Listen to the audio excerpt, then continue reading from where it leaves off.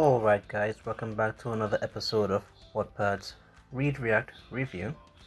Now, I know we're supposed to be starting a new book this time. We're supposed to be starting the second book in the Terra series. We're in chapter 1.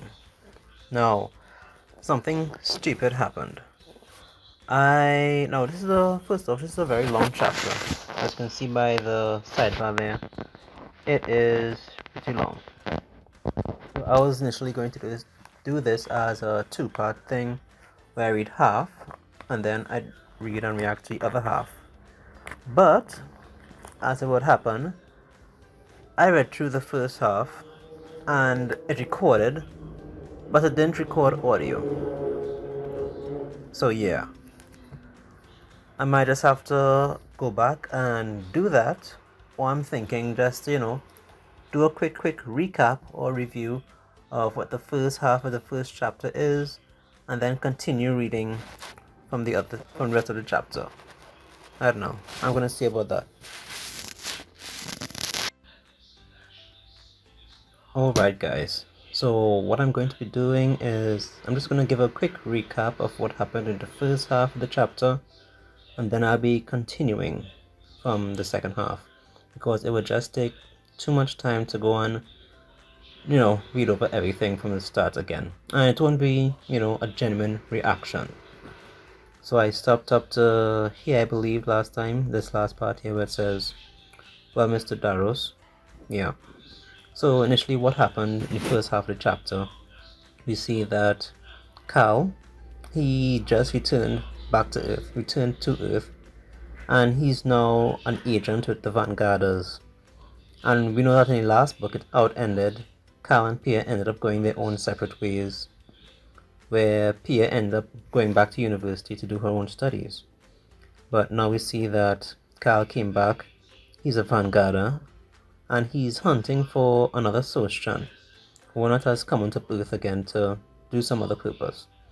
But we also see that Cal is also inviting, what's her name again, Pia.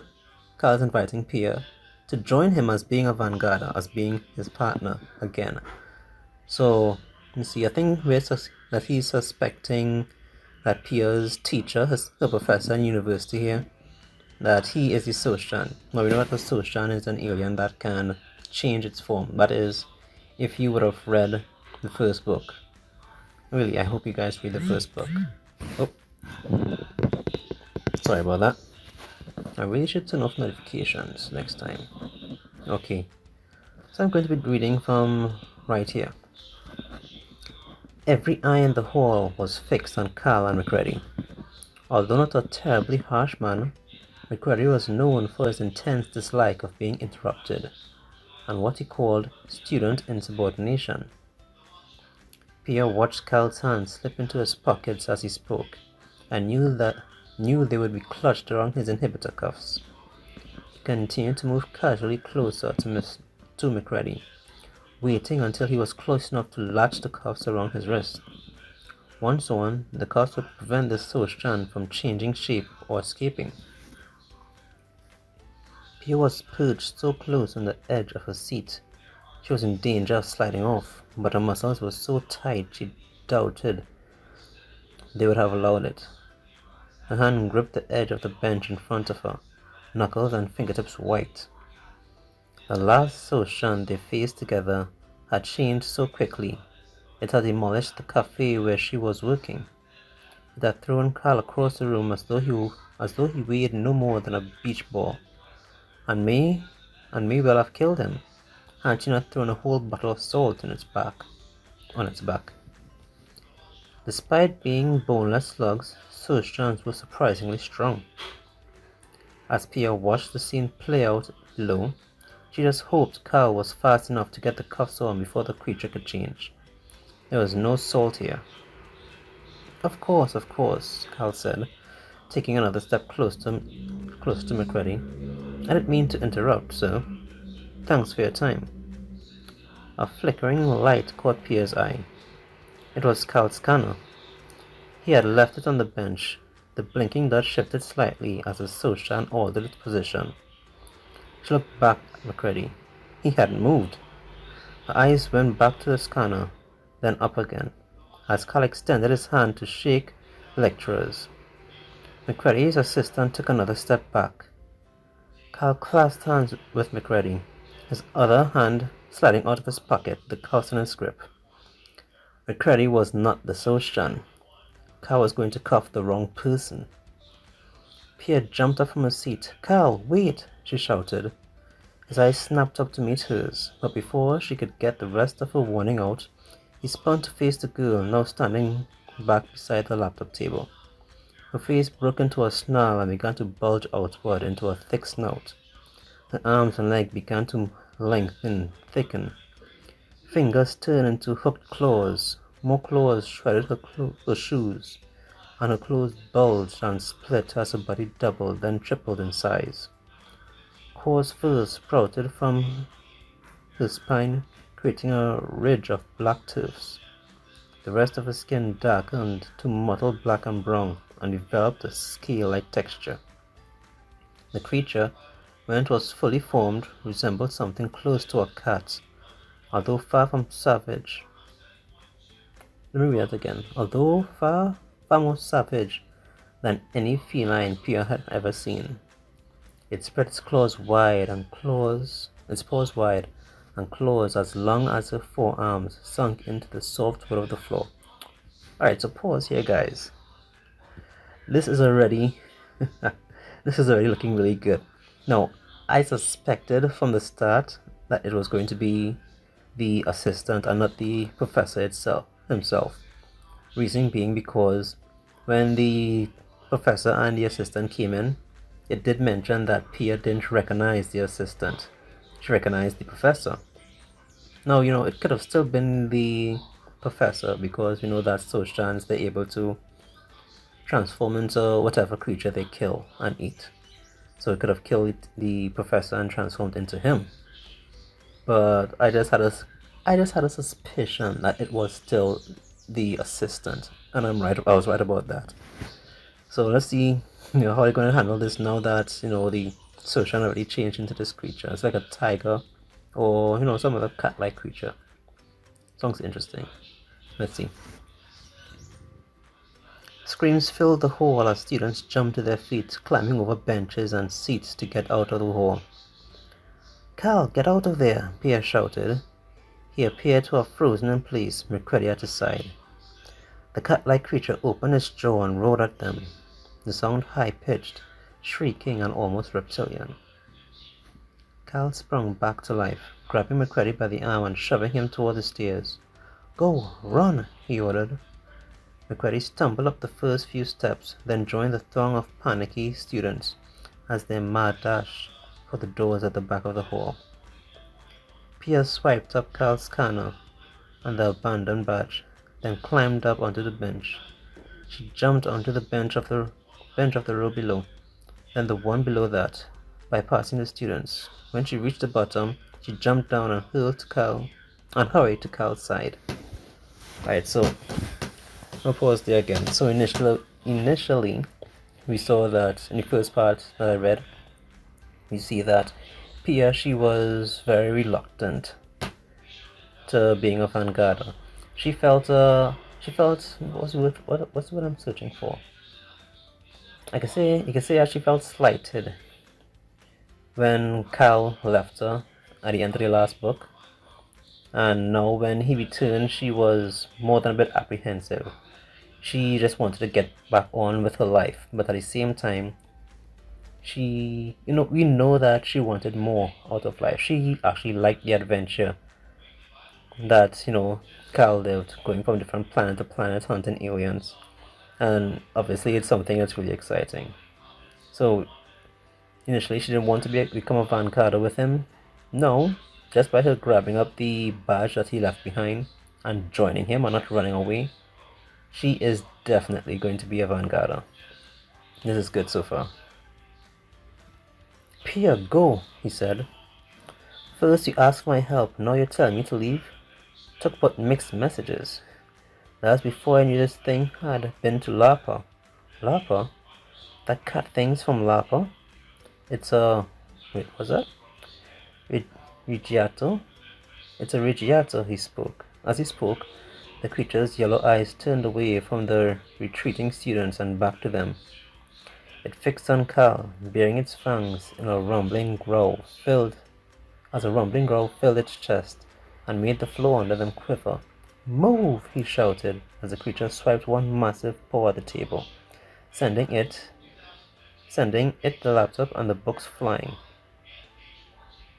Okay, so I think there was a little mistake there with the comma. The comma is supposed to be after the it, not before. But anyway, Carl grabbed hold of Pia's arm and pulled her aside with him.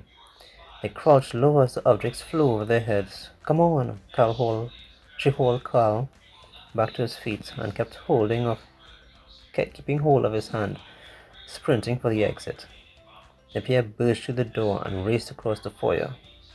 The cat, which had somehow squeezed through the doorway behind them, leapt across the foyer in a single bound, blocking the glass double doors that led outside.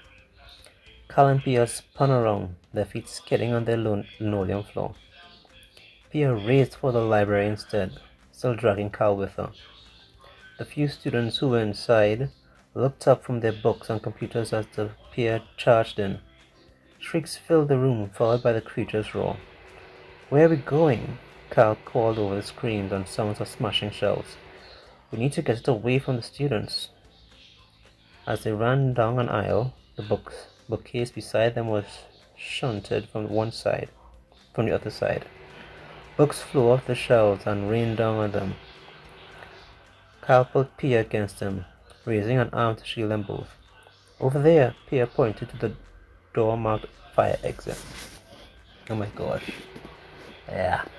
Okay, I'm going to have to remember this for next time. I'm most definitely going to have to, have a bottle of water or something to drink right next to me because my throat is finally starting to get dry a bit. I don't know if you guys can hear it in my voice. But yeah, that is something I'm definitely going to have to do, Find myself a nice comfortable seat, something to drink, so I can continuously talking because this is making my voice go dry. I hope I can keep it up for just a little bit longer until the end of the chapter, at least. If they could just get out of the building, maybe they could get help. The police, she wondered, the military? Someone had to be able to stop it. They reached the end of the aisle and sprinted for the door. Pia had taken 3 steps when the paw collided with her. It smashed her across the back and for a moment her feet left the floor. She flew off to the side, hitting the top of a desk and sending a monitor and keyboard shooting off. Bouncing on the table, Pia continued over it and onto the floor, landing with a heavy thud that kicked all of the air out of her lungs. Pause. I'm just gonna get something to drink, guys, and I'll be right back.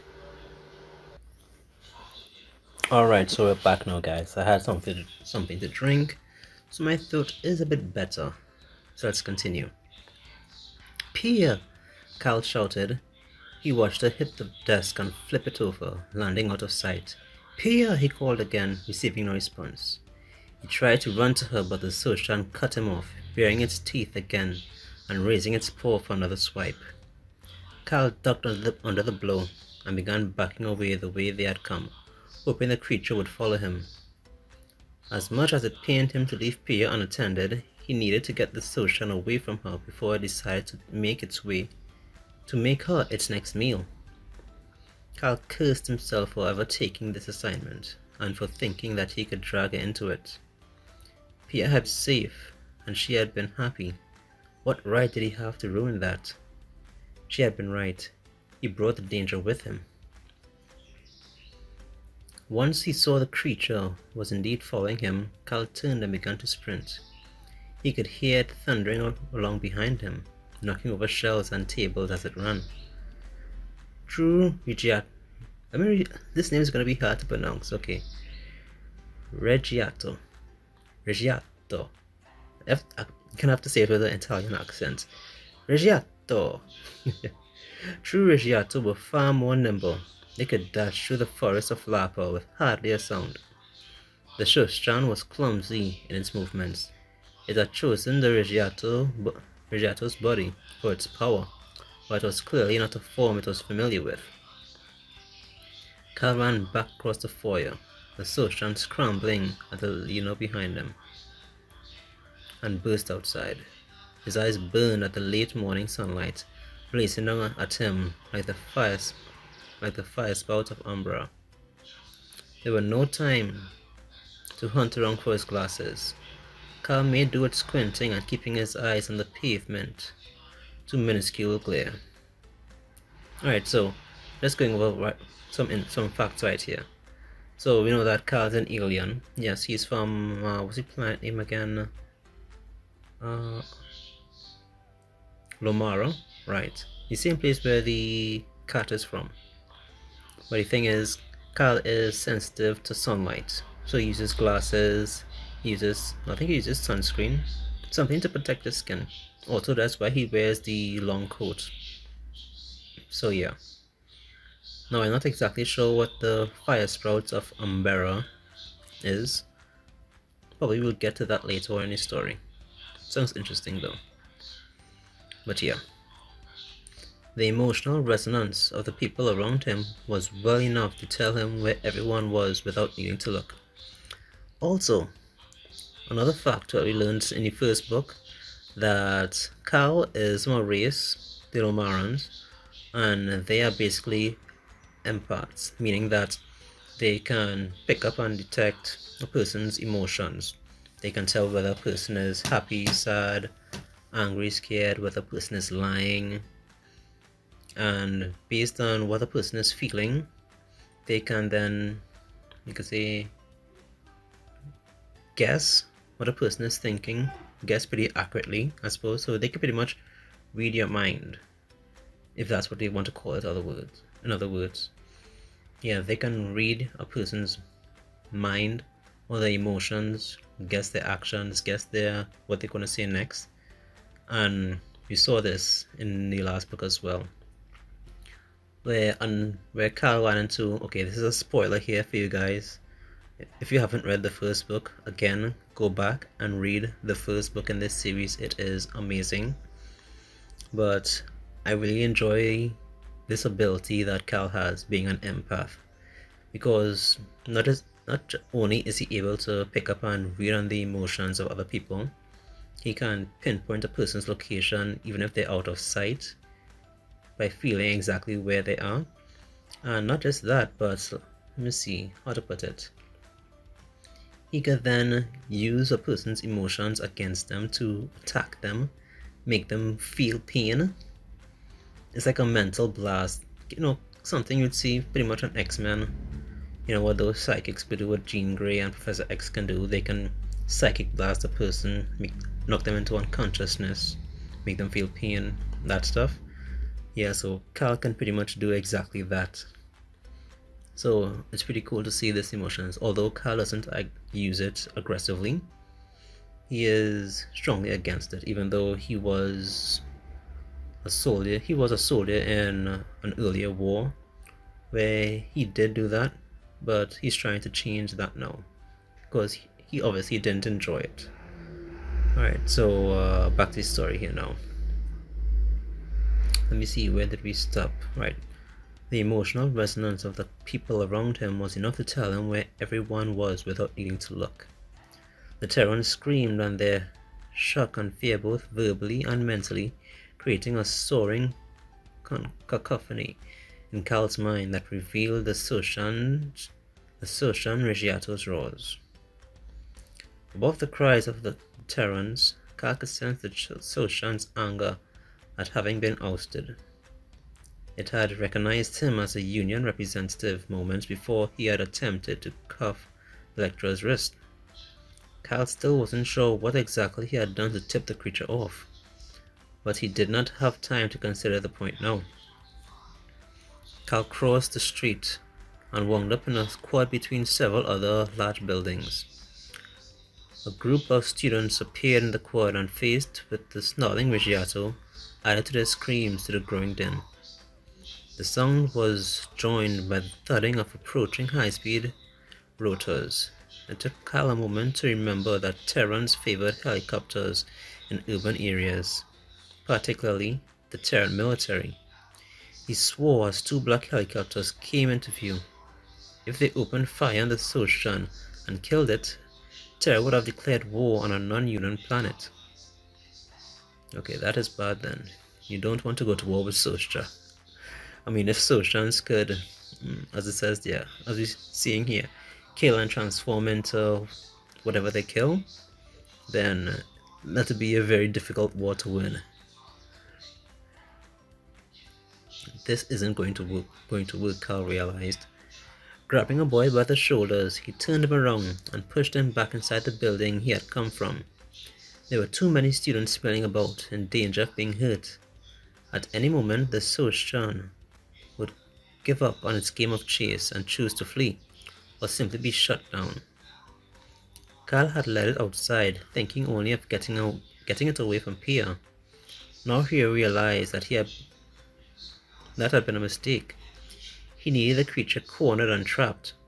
Unfortunately, he saw no way of achieving that outcome. A cornered Reggiato was quite possibly even more dangerous than a free-range one. Okay guys, quick pause just to get something to drink here again. Oh jeez, just look at how much more we have to read again. Now it's already been 20 minutes. I'm gonna try to see if I can finish this really quickly in this one video. Alright. Carl turned his back on a group of students, holding his arms out to keep them back. The Ch1 came to a halt in front of him, tail flicking as he began to pace back and forth across the quad. Its yellow eyes never left him. Carl could sense it trying to decide what to do. It had clearly realized its previous forms were useless, now that they had been uncovered. He knew it was sorely tempted to kill him, but there was also a flick of concern that this course of action would result in greater punishment. If you surrender now, Carl said, latching on to the blip of uncertainty, you'll be taken to Tantarvo and given a fair trial. If you continue to resist, my team will be forced to take action. As he spoke, Carl held up his Vanguard badge for the Ch1 to see, hoping it would interpret the approaching Australian Air Force as its team on standby. At the mention of Tantarvo, the Ch1 became even more agitated. His teeth were bared again, and Carl realized that the shudders of fear coming off of it were not caused entirely by the prospect of imprisonment. He detected faltering concentration and a desperate attempt to cling on. Carl smiled. The Ch1 was losing its grip on its form. Changing took effort. Holding a shape took concentration. The more time a Ch1 spent practicing in a form, the longer it could keep at it at any one time. But this Ch1 had chosen to make it stand in a body it hardly knew, and its hold was slipping. The agitation shifted back to anger. The Ch1 knew it had limited time left in its body, and had decided to make the most of it. It opened its jaw and roared again, muscles tensing as it prepared to spring. It would kill Carl and the students behind him, draining all their blood and stealing their forms for later use. See, that is freaking dangerous. I mean, wow, imagine this Ch1 managed to kill, what, 4, 5 people. Then it could change into any one of them. Now, I don't think the Ch1 could possibly steal a person's memories. Yeah, I don't think the Ch1 could steal a person's memories. But still, stealing someone's form and just walking around in it, that is crazy. The Ch1 leapt. Before its paws could leave the ground, Carl struck at it mentally, a psychic whip that lashed at the creature's mind. See, there you go again. See how useful this ability is? Being an empath. Jeez, man, come on. The roar became a strangled screech. The creature's paws skidded outward at the momentum from its lunge, plowed it nose first into the ground. Its concentration well and truly shattered. The black-scaled hide of the Reggiato became smooth and grey. Its body shrunk, losing all muscle definition, becoming shapeless and soft. Its limbs became tentacles, and its muzzle retreated back into a formless face as two eyes popped out on stalks. Yeah, so you see here that its social is going back to its original form. It's like a slug, basically, but still a very powerful slug. Very big one too. Carl released the Soulstrand's mind as soon as it had changed. He can inflict instant pain on any creature with just a thought, but that pain would also be reflected back on his own psyche. It was something Carl had experienced more times than he cared to admit, and already the first tinges of the hunger nudged at him. He banished the sensation from his mind. Yeah, so again we see how powerful this empath ability is that Carl has. I mean, he could make any creature feel pain just by thinking about it. But what limits him or prevents him from using that power is that, I mentioned before, he was in a war, and if basically he feels another person's emotions and mental infliction. So if he made someone else feel pain, he would also feel that same pain. But the thing with Carl here, he says, where's the line right here? It says right there, it was something Carl experienced more times than he cared to admit, and already he felt the first tinges of the hunger. So that hunger that it's talking about there, it's like well, a hunger for pain. So he's pretty much addicted to it, and he doesn't want to go back to being addicted to it. Yeah, he doesn't want to go back to being addicted to the pain that he inflicts on others, because obviously that's cruel. But at the same time, very strong ability. I love this. Where did I stop now? Right. Carl released the Soulstrand's mind as soon as it had changed. He couldn't. Okay, yeah, I read that there already. Right. The Soulstrand flopped onto its belly. The tremors from before flared up as genuine fear as it realized it was stuck in its natural form. All thoughts of fighting left its mind, replaced only by the desire to get as far away from Carl as possible. Oh my gosh, we still have so much more to read. Alright guys, I'm thinking to stop right here, at least for a pause, and I'll get back to you guys with reading the story. So until next time guys, peace. I won't take too long, promise.